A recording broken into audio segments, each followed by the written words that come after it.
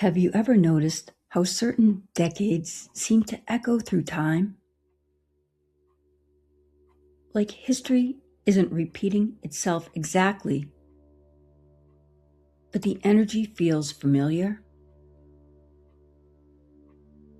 That's how a lot of astrologers describe the connection between today and the 1960s. The 1960s were a decade of upheaval, awakening, rebellion, creativity, and transformation. People challenged authority, old systems started breaking down, entire generations began questioning what they had been taught about politics, identity, spirituality, relationships, and freedom itself. Astrologically, many believe that energy was reflected in the movement of the outer planets, especially Uranus and Pluto.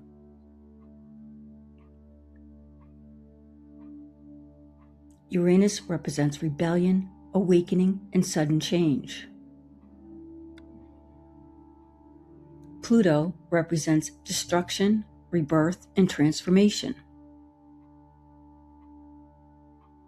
When those two forces collided in the 1960s, the world changed forever. And honestly, a lot of people feel that same pressure building right now.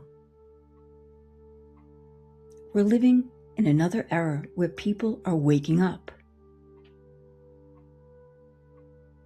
questioning everything,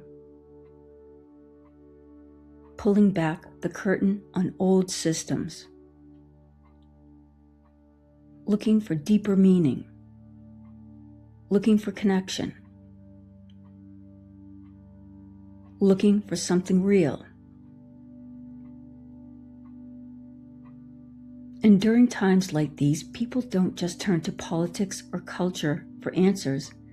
They turn toward spirituality, toward signs, toward intuition, toward synchronicities. Sometimes, Spirit speaks in ways we don't expect. For me, it was always through music. Long before I wrote my book, I was working at the famous Tremont Tearoom in Boston, a place known for psychic readings, spiritual experiences, and incredible intuitives who pass through its doors. It had this energy you could feel the moment you walked in, like the veil between worlds was thinner there. And something strange started happening to me while I worked there. Songs would suddenly pop into my head around customers. Completely random songs, sometimes songs I hadn't heard in years. But then I'd say the lyrics out loud or mention the song and the customer would freeze. Because somehow the song meant something deeply personal to them. It would connect to a loved one who had passed, a memory, a message, a relationship, a moment Spirit was trying to bring forward, and it happened over and over again.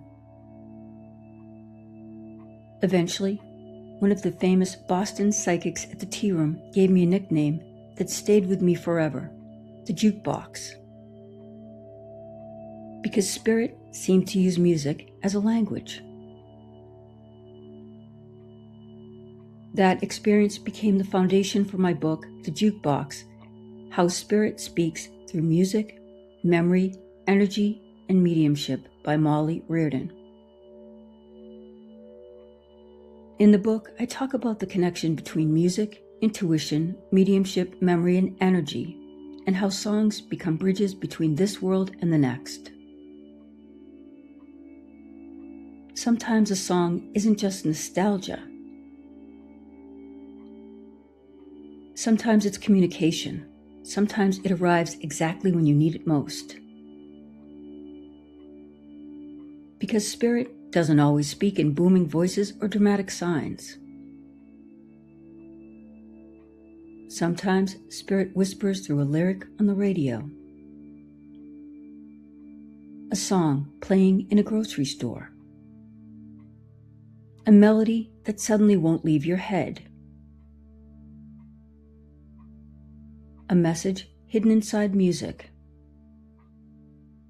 And maybe that's part of the awakening we're all moving through right now, learning to listen differently.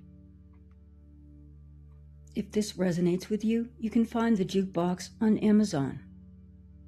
And if you've ever had a loved one communicate through music or experienced a song arriving at the exact right moment, I'd love to hear your story in the comments. Because I truly believe music is one of Spirit's favorite ways to remind us we're never really alone.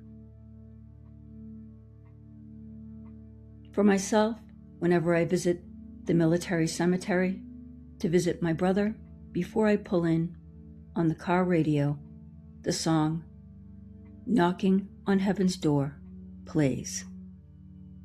Thank you for tuning in, and this is Molly Reardon, the Juke Box.